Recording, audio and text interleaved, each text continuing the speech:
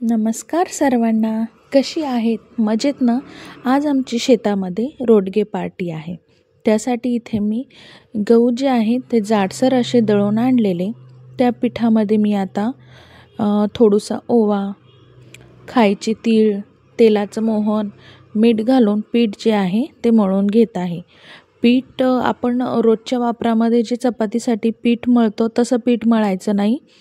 रोडग्यासाठी जे पीठ मळावं लागतं ते अगदी घट्ट असं मळावं लागतं. त्याने काय होतात की रोडगे खाण्यासाठी पण छान लागतात आणि लवकर रोडगे भाजल्या जातात. म्हणजे ते आतून असे चिकट लागत नाही.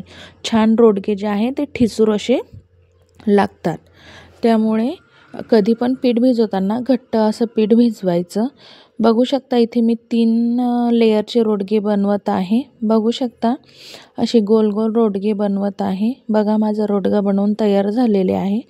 अशाच प्रकारे आता आम्ही सर्व रोडगे जी आहे ती बनवून घेतलेली आहे. चला आता याला आपण छान असं भाजून घेऊया. आम्ही शेतामध्ये छान असा गड्डा करून त्याच्यामध्ये गौरी जी आहे ती जाळून घेतलेली. त्याचा आता आहार पडलेला.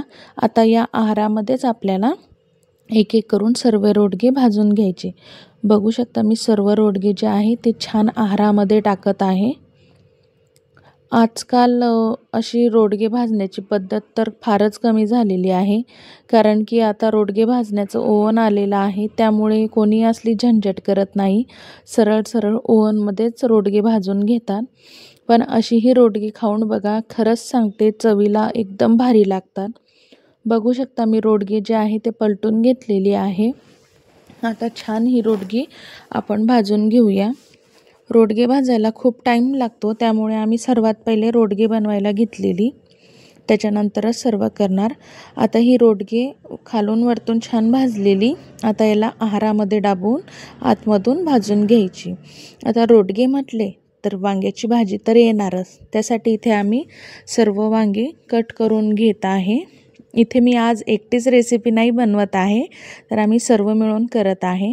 बघू शकता तेल छान असं गरम झालेलं आहे. त्याच्यामध्ये मी घरूनच आलं लसूण कोथिंबीरची पेस्ट करून आणलेली ती घातली. आलं लसूणची पेस्ट जी आहे ती छान अशी तेलामध्ये आपल्याला खरपूस तळून घ्यायची आहे.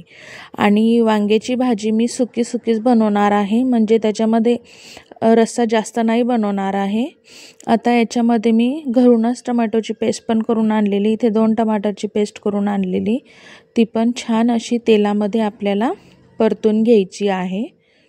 याच्यामध्ये मी आपले नॉर्मल मसालेच वापरले. आता बघू शकता आपली पेस्ट जी आहे ती पण छान अशी तळत आहे. त्याच्यामध्ये आता मी सुके मसाले टाकत आहे. लाल तिखट, थोडंसं धने पावडर, घरगुती मसाला आणि हळद.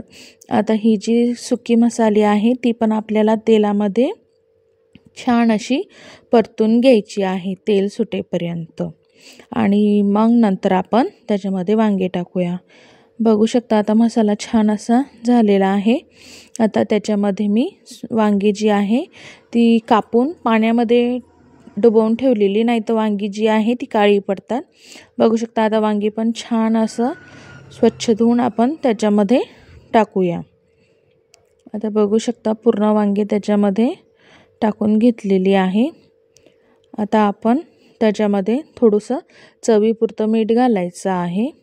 आणि आता छान वांगे आणि मसाला जो आहे तो एकजीव करून घेऊया. बघू शकता आता मी छान मसाला आणि वांगे एकजीव करून घेत आहे. आणि याच्यामध्ये पण आपल्याला हलकासा रस्सा बनवायचा आहे. तर त्यासाठी पण इथे मी गरम पाण्याचाच वापर केलेला. तर मी सर्वात पहिले गरम पाणी करून साईडला ठेवून घेतलेलं होतं. तुम्हाला हवा असेल तेवढा तुम्ही याच्यामध्ये रस्सा बनवू शकता. मी याच्यामध्ये थोडं पाणी घालते आणि एकदा छान असं मिक्स करून घेते. बघू शकता छान असं मिक्स करून घेत आहे. मला आता याच्यामध्ये थोडंसं रस्सा कमी वाटत आहे, तर मी थोडंसं पाणी अजून घालते. रोडग्यासोबत मसाल्याचं वांगं पण छान लागते किंवा सुकी वांग्याची भाजी पण छान लागते. आणि माझ्या पद्धतीने एकदा अशी भाजी तुम्ही नक्की बनवून बघा. खरंच भाजी चवीला खूप छान झालेली होती. बघू शकता. आता मी त्याच्यामध्ये ते आलं लसूण ज्याच्यामध्ये मी आणलेलं ते पण पाणी टाकून दिलेलं त्याच्यामध्ये. आता छान झाकण ठेवून शिजवून घेतली बघा आपली भाजी. आता मी थोड्या टायमाला भाजी अशी छान मिक्स करून घेत आहे, कारण की आपला रस्सा कमी आहे, भाजी बुडाला लागू नये म्हणून मी 5-5 मिनटाला चेक करून घेत आहे. अजून आपली भाजी जी आहे ती पूर्ण शिजली नाही, तर त्याला झाकून ठेवूया आणि थोड्या वेळ अजून शिजू देऊया. बघू शकता आता आपली वांग्याची भाजी जी आहे ती छान अशी शिजलेली आहे. आता याला आपण छान एकदा हलवून साईडला काढून ठेवूया. आता वांग्याची भाजी झाली, रोडगे भाजत आहे, डाळ आणि भात घरून करून आणलेला. आता कोशिंबीर बनवायची. इथे कोशिंबीरसाठी मी मेथी, टमाटर, काकडी आणि पत्तागोबी छान अशी बारीक कट करून घेतलेली. त्याच्यामध्ये थोडंसं लाल तिखट, थोडंसं मीठ, आता थोडंसं तेल घालते आणि अर्धा निंबाचा रस पिळून घेते आणि छान त्याला असं एकजीव करून घेते. आपली चटपटीत कोशिंबीर खाण्यासाठी तयार होते. आणि मी साईडलाच कांदा आणि निंबू वेगळं कट करून ठेवलेलं. आता छान कोशिंबीर जी आहे ती एकजीव करून घेते बघा. आता आपली कोशिंबीर पण रेडी आहे. आता ताट वाढवून दाखवते. छान रोडगा, वरण, भात, वांग्याची भाजी, कोशिंबीर रेसिपी आवडली असेल तर सबस्क्राईब जरूर करा. धन्यवाद.